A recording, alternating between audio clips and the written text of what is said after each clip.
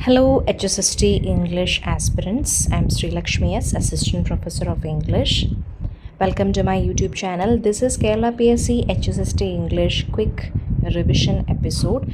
Today I am dealing with Module 5, 20th Century British Literature, which is a detailed section from the syllabus, and this class is brought to you by Lexeria, my own English institute. So let's start.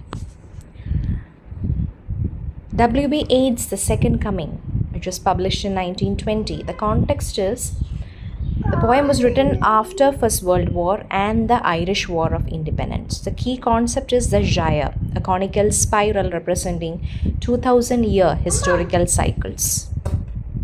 Imagery: the Spiritus Mundi, the widening gyre, and the rough beast slouching towards Bethlehem. Next, Sailing to Byzantium in 1928. Theme: art versus nature and aging.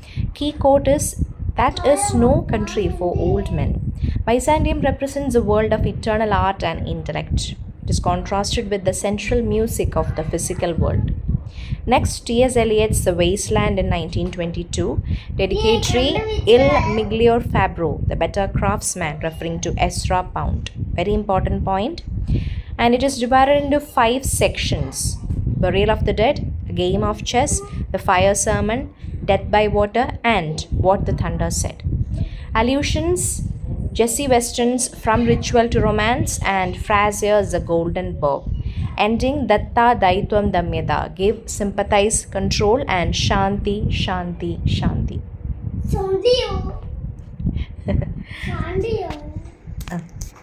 W.H. Auden's In Memory of W.B. Yeats in 1939. It is an occasional poetry or elegy. The key phrase is, poetry makes nothing happen.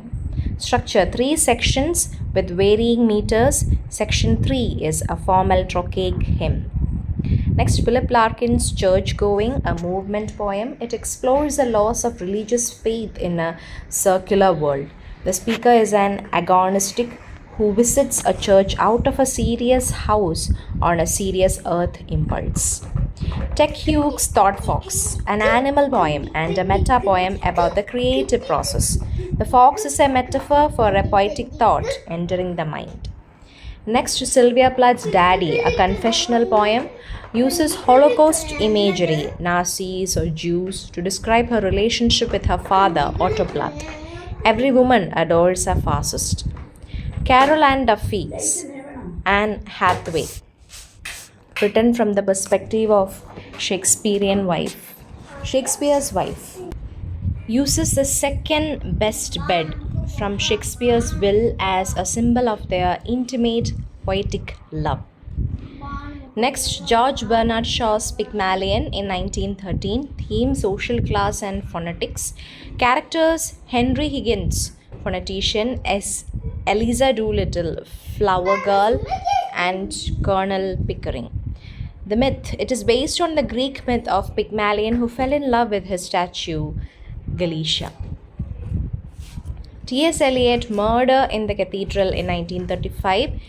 It is a poetic drama or verse drama. The subject is martyrdom of Thomas Becket at Canterbury Cathedral, 1170.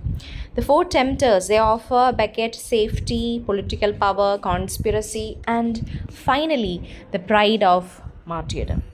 James Synge's Playboy of the Western World in 1907. The context is, it is caused the Playboy raids in Dublin due to its portrayal of Irish peasantry and the word shift. Plot: Christy Mahon kills his father and becomes a hero in a small village, only for the father to reappear.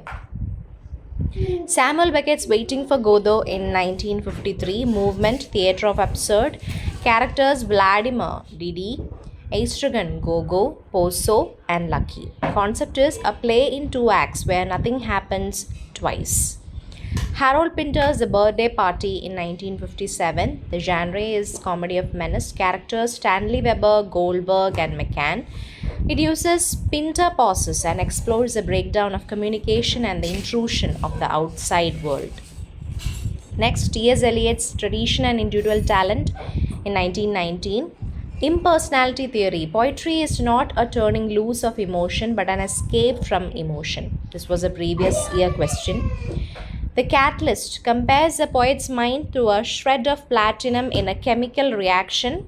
It triggers change but remains unchanged.